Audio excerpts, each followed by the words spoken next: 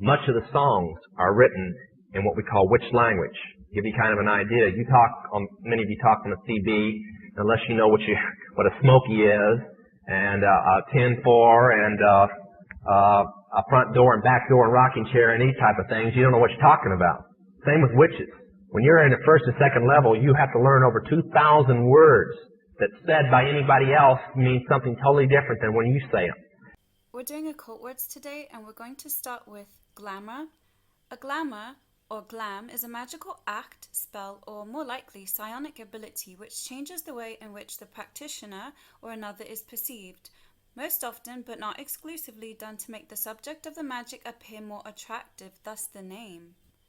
Glamour is the impression of attraction or fascination that a particularly luxurious or elegant appearance creates, an impression which intensifies reality. Glamour originally referred to as a magic spell, an illusion said to be cast by witches.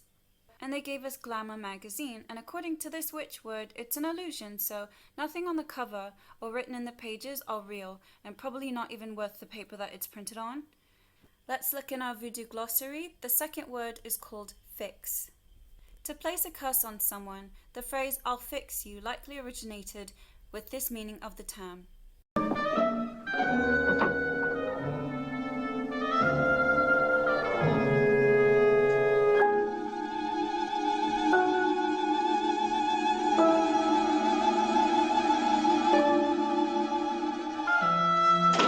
Before you moved in, a theosophist lived here, and he was very pleasant.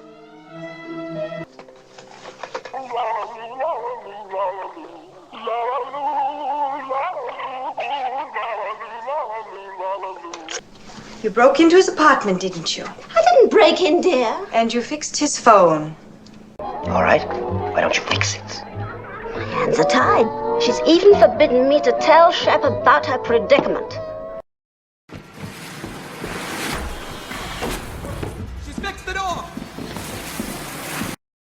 Loa or Loa, the supernatural mortal spirits who oversee different areas of the natural world and human experience. Similar to saints, humans can petition them for help.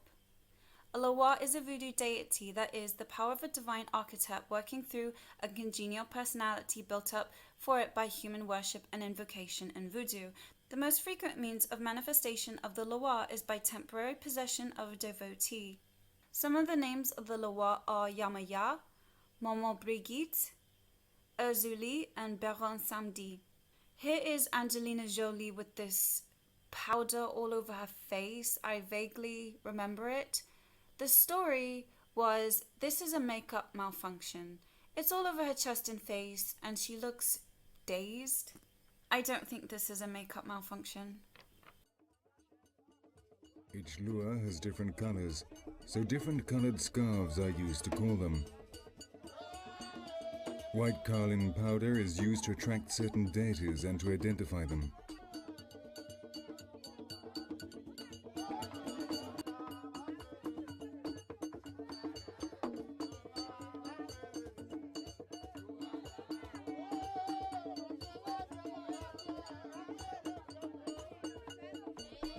Ursuli has just recognized one of her followers by the rings that adorn his hands. These are wedding rings that show that the man has married her. Each person may marry his protective lua. They gather their relations and witnesses together and go to the Onfo, or Voodoo temple, where a mystic wedding is held. We look at Drew. I mean, this is ridiculous. White powder all over her face and hair. It looks like she's just come out of a ritual. Look at that. Blasted. Absolutely blasted. Nicole Kidman had it under her eyes and on her nose. They say it's baking, but it looks like a voodoo ritual of conjuring spirits. This is an African actor named Jimon. Jimon Gaston also is a Beninese-American actor and model. Come to the tiny country of Benin in West Africa because it's the only country in the world that recognizes voodoo as an official religion. Every year, thousands of children are initiated into voodoo. Back to our voodoo words, look at the top. Onsi, wife of the spirit, title for an initiated servitor. Anyone who practices voodoo is called a servitor. People who are initiated into voodoo wear white, similar to Santeria, It's a marker to identify a member of this religion, and demon does wear a lot of white. In Voodoo, Dangui, the great serpent, this name was given to the species of yellow and brown mottled python, there venerated as an intermediary or focus of divine power. See Voodoo. Is this a yellow and brown mottled python? Do you see the snake carvings on the door behind Jimon? Dan Hui, literally a serpent house, understood as a shelter for the sacred pythons and a center for their cult. We know that this person is from Benin, a poor country in Africa. We know that they teach children voodoo. He's in a film here with these strange light blue colored eyes. In voodoo, this is how they show that someone is mounted or possessed, indicating there's a spirit on the person. So how is it that this person is from a poor country that raises voodoo children, and his surname is Anso, which in voodoo is the wife of a spirit or the title of a voodoo initiate? And that had me thinking, all these celebrities are adopting children from Africa. What if it's not an adoption? What if it's a marriage? Well, they said it, you can marry your patron Loa in a ceremony, so who's to say that's not what they're doing? This poor person suddenly comes to America as a model? I don't think so. I think someone purchased him and brought him to America, because then you can marry a witch child who is possessed by a voodoo spirit. I saw the first series of The Big Bang Theory.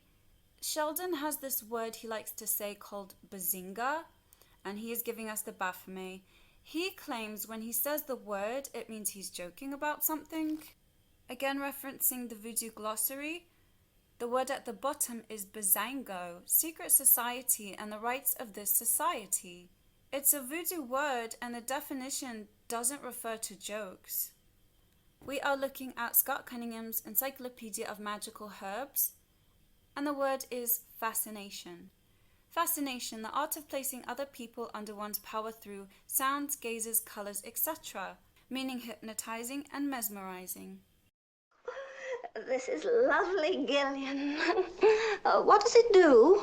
Makes you look fascinating. You mean? No, Auntie, it has no powers. Really, really interesting findings. Fascinating. It's a fascinating study, actually. It's so fascinating. Our next word is zombie. Zombie may be a soul separated from the body or a body separated from the soul. This whole zombie thing that's popular now is a voodoo practice. Led Zeppelin were famous for this thing, Zoso. I don't think they ever explained the meaning. I saw someone here thinks that this is one of the sigils of Saturn. Jimmy has the Zoso at his feet with stars on the shoes. John is doing the Baphomet with the triquetra symbol. John number 2 has the triquetra, but it's also the Vesca Pisces. And Robert has the feather of Ma'at. This is in Egyptian magic. Look at the word at the bottom, Zozo.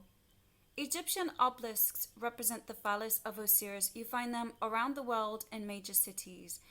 It could be a symbol for Saturn, but these are magical words.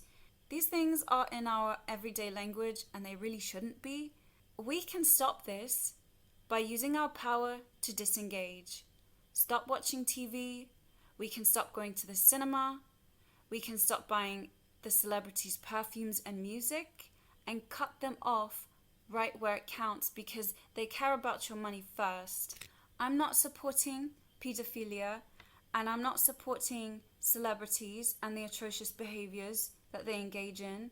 We become aware of the language they're using so we can stop being dazzled and fixated on this glamorous lifestyle that they give us, and withdraw consent to the spells they speak to keep us fascinated. This concludes lesson 1. Class dismissed.